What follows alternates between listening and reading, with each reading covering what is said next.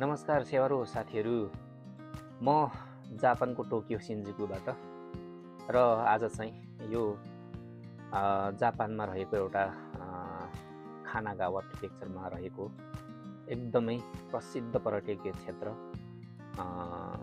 हाकोनो भन्ने ठाउँमा चाहिँ यात्राको लागि हामी आज निस्केका छौँ र यो टोकियो सिन्जुकुबाट लगभग 1.5 घन्टादेखि 2 घन्टा भित्रमा पुग्न सकिन्छ। यो ठाउँमा जापानीहरू मात्र नभएर विदेशी पर्यटकको लागि पनि यो सबैभन्दा लोकप्रिय घुम्ने ठाउँमध्ये एक हो। र यो हाकोने चाहिँ किन प्रसिद्ध छ त भन्ने विषयमा यहाँबाट चाहिँ एकदमै मौसम सफा भएको बेलामा चाहिँ माउन्ट फुजी पर्वत चाहिँ एकदमै क्लियर देख्न सकिन्छ। त्यो हेर्नलाई पनि मान्छे प्राय यहाँनिर घुम्न जाने गरेको हुन्छन्। र अर्को चाहिँ ओन्सेन, यहाँ चाहिँ तातो पानी कुण्डहरू यथेष्ट मात्रामा रहेको हुन्छ हैन। यहाँ चाहिँ थकान हटाउन र आराम गर्नको लागि चाहिँ मानिसहरू विशेष रूपमा जाने गर्छन्।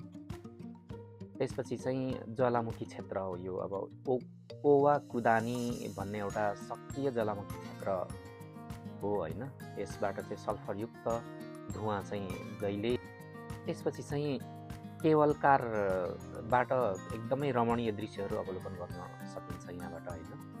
त्यसपछि अर्को महत्त्वपूर्ण प्रसिद्ध कुरा चाहिँ के छ भने कालो अन्डा। यहाँ चाहिँ एकदमै कालो अन्डा चाहिँ एकदमै प्रसिद्ध छ हैन। यो कालो अन्डा चाहिँ एउटा खाँदा आयु लगभग 7 वर्ष बढ्छ भन्ने स्थानीय किम्वदन्ती चाहिँ रहेको छ हैन। अब यो कालो अन्डा चाहिँ त्यहाँ मात्रै पाइन्छ, अरू ठाउँमा जापानको अरू जुनसुकै ठाउँमा पाउन सकिँदैन। र अब यो लगायत अरू धेरै कुराहरू छन् हैन यसलाई यहाँ चाहिँ किन घुम्न जाने भन्ने विषयमा। र यो कसरी जाने त भन्दाखेरि चाहिँ तपाईँ टोकियो सिन्जुकुतिर हुनुहुन्छ भने हैन, सिन्जुकुबाट रेलबाट पनि जान सकिन्छ। र एउटा ओदाक्यु रोमान्च कार भन्ने छ हैन, त्यहाँबाट चाहिँ सजिलै पुग्न सकिन्छ। र अर्को खर्च चाहिँ कति लाग्छ भन्दा पर पर्सन 8,000 देखि 15,000 जति लाग्न सक्छ। अनि चाहिँ एकदमै यो ठाउँमा घुम्न जानको लागि चाहिँ मौसम मार्च र मे, त्यसपछि अक्टोबर र नोभेम्बर र डिसेम्बर र फेब्रुअरी यो समयमा चाहिँ घुम्न गयो भने एकदमै यो ठाउँको चाहिँ आनन्द लिन सकिन्छ है त।